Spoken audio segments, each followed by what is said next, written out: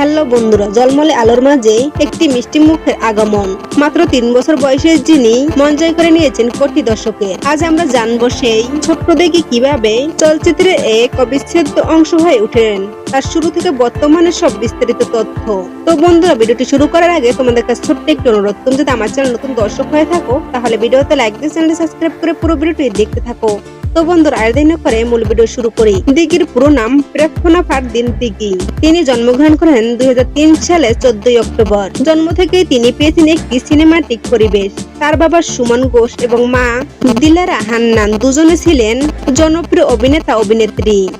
দিঘির ক্যারিয়ারের হাতে গড়ি হয় একটি বিজ্ঞাপনের মাধ্যমে। গ্রামীণ ফোনের সেই বিখ্যাত বিজ্ঞাপনটি বাবা জানো আমার একটা ময়না পাখি আছে না, তাতে রাতারাতি পরিচিতি এনে দেয়। এরপর 2006 সালে তার প্রথম সিনেমার আগমন ঘটে। কাজী হায়াত পরিচালিত কাবুলিওয়ালা এই সিনেমার অবদান।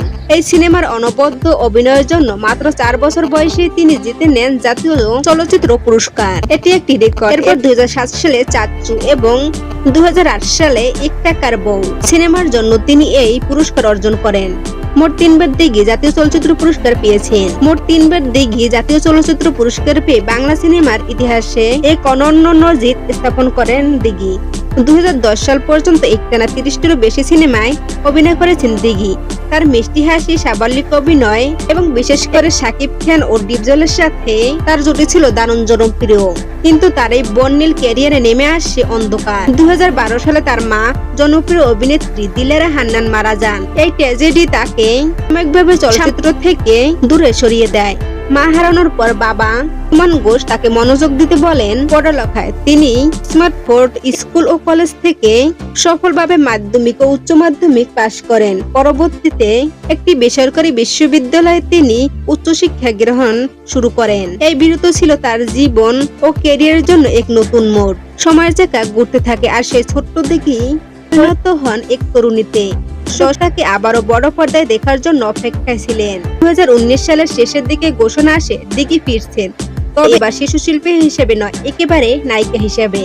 নায়িকা হিসেবে দিঘির প্রত্যাবর্তন ঘটে 2020 সালে। তিনি চুক্তিবদ্ধ হন পরিচালক দেলোয়ার জাহান জন্টু পরিচালিত তুমি আছো তুমি নেই ছবিটি মুক্তি পায় 2011 সালে।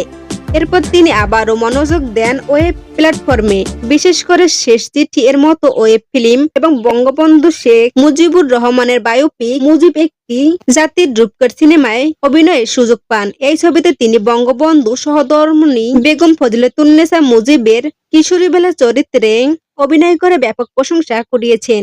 সামাজিক যোগাযোগ মাধ্যমে দিঘি খুবই সংক্ষিপ্ত। ইনস্টাগ্রাম ও ফেসবুকে তার লক্ষ লক্ষ ফলোয়ার।